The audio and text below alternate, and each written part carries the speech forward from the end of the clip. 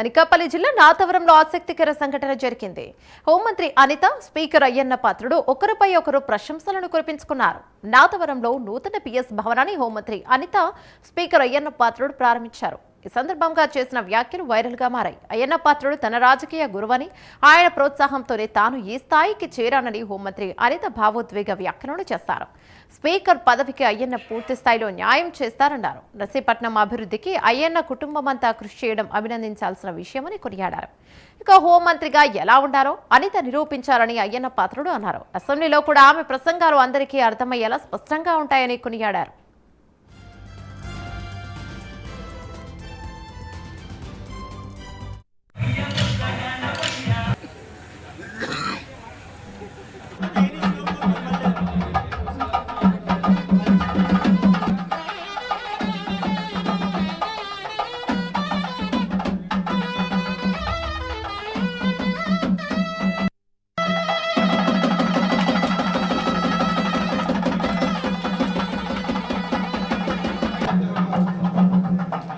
Home మినిస్టర్గా చాలా మంది చేశారు, మగవాళ్ళు కూడా చేశారు.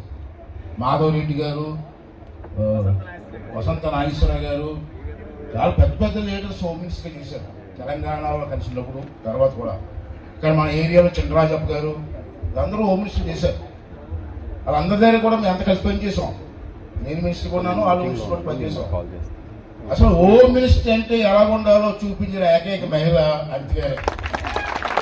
గొప్పగా పొగడలేదు. ఆవిడ పొగడం కాదు, అది పని తీరు చెప్తాం. కూర్చో, నిర్మోహమాటంగా మాట్లాడడం, ఏదైనా చెప్తే తొందరపడి పనిచేయడం కాదు.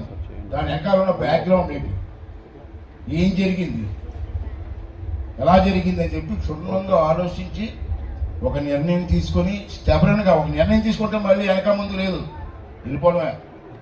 అలాగే ఉండాలి హోమ్ మినిస్టర్ అంటే, అలాగే ఉండాలి. పెద్ద మనం ఎందరికో చెప్తున్నది రౌడీ మోకల్ని అరికట్టడం.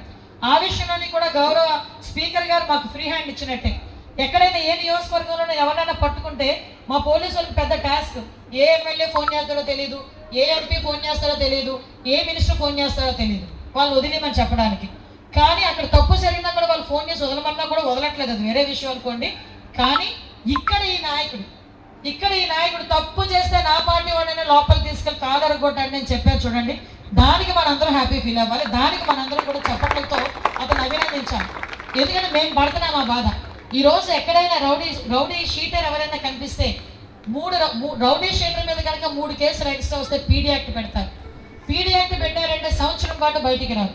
వీళ్ళకి తెలియట్లే రౌడీలను ఎలా అరికట్టాలో కూడా ఈ రోజు ఒక పక్కా ప్రణాళికతోనే మేము ముందుకు వచ్చాం. ఎన్డీపీఎస్ యాక్ట్ లో కనుక ఒక్కసారి దొరికితే వెంటనే రౌడీ షీట్ ఓపెన్ చేస్తున్నాం. పోక్సో కేసులు ఎవరైనా చంటి బిడ్డల మీద అఘాయిత్యాలు చేసే వాళ్ళు ఎవరైనా ఉన్నా కూడా ఇమీడియట్ గా రౌడీ షీట్ ఓపెన్ చేస్తున్నాం.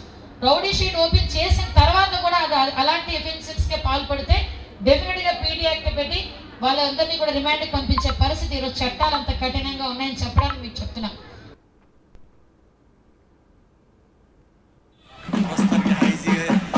అనకాపల్లి జిల్లా ఎస్పీ సుతుల్ సింహాన్ కూడా గురుగుండ ఎస్ఐ అయితే మాత్రం